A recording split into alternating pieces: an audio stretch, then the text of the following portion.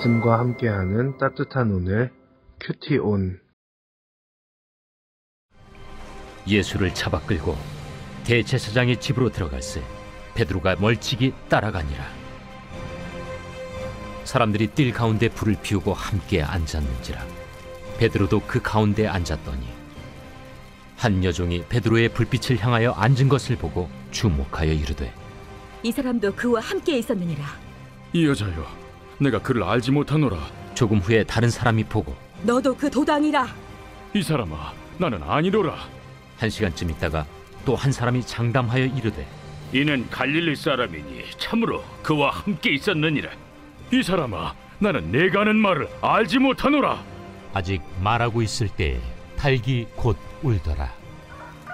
주께서 돌이켜 베드로를 보시니 베드로가 주의 말씀 곧 오늘 닭 울기 전에 내가 3번 나를 부인하리라 하심이 생각나서 밖에 나가서 심히 통곡하니라.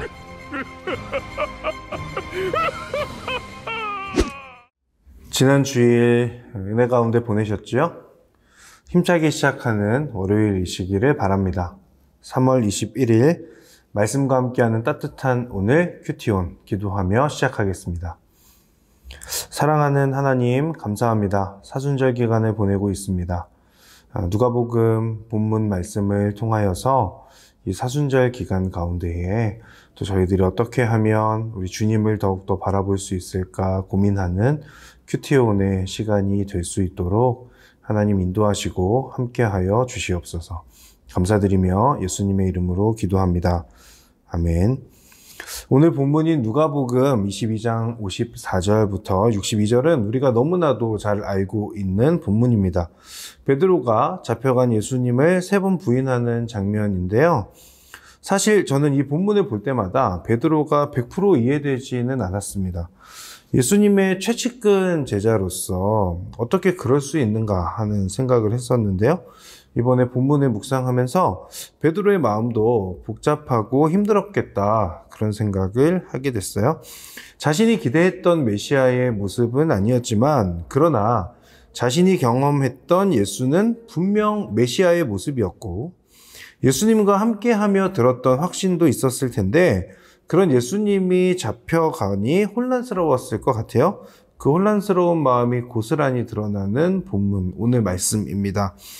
예수님이 잡혀가실 때 멀리 떨어진 거리였지만 예수님을 따라갔어요. 다른 제자들은 다 어디 갔는지 모릅니다. 실망한 것으로 끝났다면 아마도 가지 않았을 거예요. 또한 3번이나 의심을 받고 부인하는 과정을 겪음에도 불구하고 베드로는 계속 그 자리를 지켰지요. 한번 의심받았을 때, 첫 번째 의심받았을 때 자리를 떠났어도 되는데 베드로는 그렇게 하지 않았어요. 혹시나 하는 마음이었거나 혹은 여전히 예수님에 대한 미련이 남아있거나 혹은 스승에 대한 예의였거나 무엇이든 어쨌든 부인하지만 자리는 지키고 있습니다. 오늘 본문에서 이런 베드로의 모습을 보면서 집중하여 묵상했던 것은 베드로의 시선이었어요. 베드로가 무엇을 보고 있는가, 어디를 보고 있는가 하는 그것인데요. 베드로가 바라보는 그 대상 3가지가 등장하고 있어요. 먼저는 대제사장 집으로 끌려가는 예수님을 바라보고 있습니다. 54절인데요. 멀찍이 떨어져서 따라가기는 하지만 끌려가는 예수님을 바라보고 있는 유일한 제자였습니다. 베드로는 아마도 끌려가는 예수님을 보면서 예수님의 안위가 걱정되기보다는 자신이 믿고 따르고 기대했던 메시아였던 그 예수가 아니구나 라는 것에 대해 실망했을지도 모릅니다. 그러니 예수님에 대한 믿음도 당연히 흔들렸겠죠. 그 결과가 3번 부인하는 것으로 나타납니다. 베드로의 마음은 예수님이 끌려가는 상황에도 이기적이었을 수 있겠다라는 생각이 들었어요. 예수님보다는 자신에게 더 초점이 맞춰져 있기 때문에 그렇습니다. 베드로의 2번째 시선은 56절에 나오는 불빛이에요. 불멍하고 있는 베드로입니다. 여러분도 불멍 좋아하시죠? 불멍 가운데 여러 생각했을 것 같아요. 지난 시간 예수님과 함께했던 추억들을 떠올렸을 수 있고 예수님께서 베푸셨던 기적들 또 예수님께서 하셨던 말씀들 생각하면서 이제 나는 그러면 어떻게 해야 될까? 이런 생각 하지 않았을까요? 지난날 예수님의 행적을 보며 확신이 있었는데 그 확신이 흔들리는 순간 그 불빛 앞에서 베드로는 여러 생각에 잠겼을 겁니다. 그 생각은 한 여종의 의심으로 깨지게 됩니다만 불멍 가운데 확신이 흔들렸던 베드로였던 것은 분명한 것 같습니다. 그러니 3번이나 예수의 제자임을 부인하게 되죠. 베드로의 3번째 시선은 61절에 나오는 예수님입니다. 3번 부인하고 닭이 울자 예수님께서 베드로를 보십니다. 베드로가 예수님을 먼저 봤던 것이 아니라 예수님께서 돌이켜서 베드로를 보시는 거예요. 그러자 베드로는 예수님의 말씀을 떠올리게 됩니다. 예수님을 바라보는 그 베드로의 시선, 자신 있게 그럴 일 없다고 말하였던 자신의 모습이 생각나서 더 통곡하게 되는 베드로입니다. 베드로가 3번 부인하던 그날 밤은 우리는 그냥 글로 읽고 있지만 베드로의 마음은 매우 복잡하고 힘든 시간들이었겠다라는 생각이 들었어요. 그 결과가 눈물이죠. 저는 이 베드로의 눈물에서 다양하고 복잡한 감정이 읽혀지는 그런 느낌을 받았어요. 예수님께서 잡혀가신다는 그 슬픔의 눈물이기도 하고 예수님께서 말씀하신 대로 자신이 부인했다라고 하는 그 말씀대로 이루어졌다라고 하는 것, 그것이었을 수 있고 예수님의 말씀을 부인하며 장담했던 자신의 모습에 대한 실망의 눈물이었을 수 있겠다. 또한 여전히 베드로는 예수님을 사랑하는 그 마음, 그런 자신의 마음을 생각하며 눈물을 흘렸을 수 있겠다라는 생각이 들었습니다. 이 눈물은 후에 베드로가 예수님을 다시 만나게 됐을 때 다른 그 어떤 제자보다도 즉각적으로 반응하게 되는 어떤 그런 원동력이 되는 것을 알 수 있어요. 그 원동력이 바로 눈물 아니었나라는 생각도 해봅니다. 사랑하는 여러분, 예수님으로부터 멀찍이 떨어져서 예수님을 따라가는 베드로. 어쩌면 우리는 예수님께 실망했다는 이유로 베드로보다도 더 먼 거리에 예수님을 두고 있는지 모르겠어요.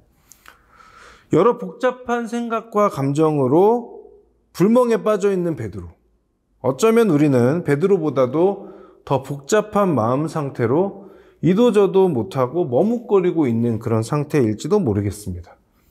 자신을 바라보는 예수님과 눈이 맞은 베드로. 어쩌면 우리는 예수님을 따르는 사람이라고 자신 있게 말하면서도 사실은 예수님을 부인하고 예수님이 없는 것처럼 살아가고 있는지도 모르겠어요. 여러분의 시선은 어디를 향해 있습니까? 그리고 여러분이 바라보는 예수님은 어떠한 예수님이십니까? 바라기는 고민하지 않고 번민하지 않고 단순하고 명료하게 그 시선에 감격과 감사와 은혜의 눈물로 가득하여서 상황과 환경에 상관없이 구원자이시고 승리자이신 예수님을 바라볼 수 있기를 바라고 세상 속에서 예수님을 따르는 자로 살아가는 그런 저와 여러분 되면 좋겠습니다. 오늘의 묵상 질문입니다. 여러분이 바라보는 예수님은 어떤 모습이십니까? 아마 각자가 생각하는 예수님의 모습, 다양한 모습이 있을 텐데 나는 예수님과 어느 정도의 거리에 있는지, 나의 시선은 어디를 향해 있고 어떠한 예수님을 바라보고 있는지, 그리고 예수님은 나를 어떤 눈빛으로 바라보고 있을지 여러분 한번 묵상해 보시면 어떨까 생각합니다.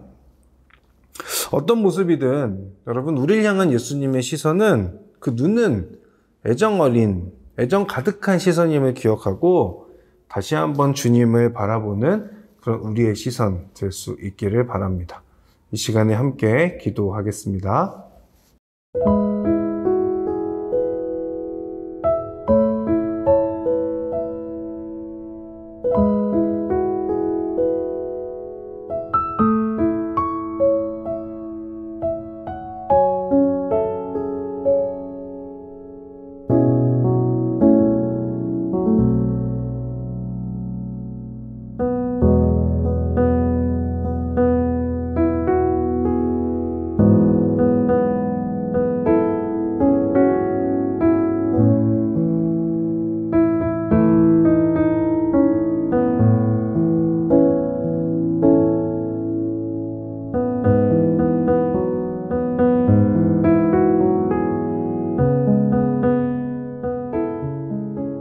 사랑하는 하나님, 베드로의 시선을 따라가 보면 그 가운데 다양한 감정이 읽혀집니다. 하나님, 바라기는 우리의 시선이 우리 주님을 향한 신뢰와 감사와 감격과 은혜의 시선 될 수 있도록 하나님 도와주시고, 우리의 눈에 담은 그 눈물이 우리 주님을 향한 애절하고 간절한 고백으로 가득 찬 눈물 될 수 있도록 하나님 도와주시옵소서. 우리를 바라보시며 늘 애정 가득한 눈빛으로 보시는 우리 그 주님을 생각하며 그 주님과 함께 동행하고 또 주님과 함께 걸어가는 우리 귀한 청년들 될 수 있도록 주님 인도하시고 함께하여 주시옵소서. 감사드리며 예수님의 이름으로 기도합니다. 아멘. 오늘도 주님 바라보며 승리하는 하루 되시기를 바랍니다. 감사합니다.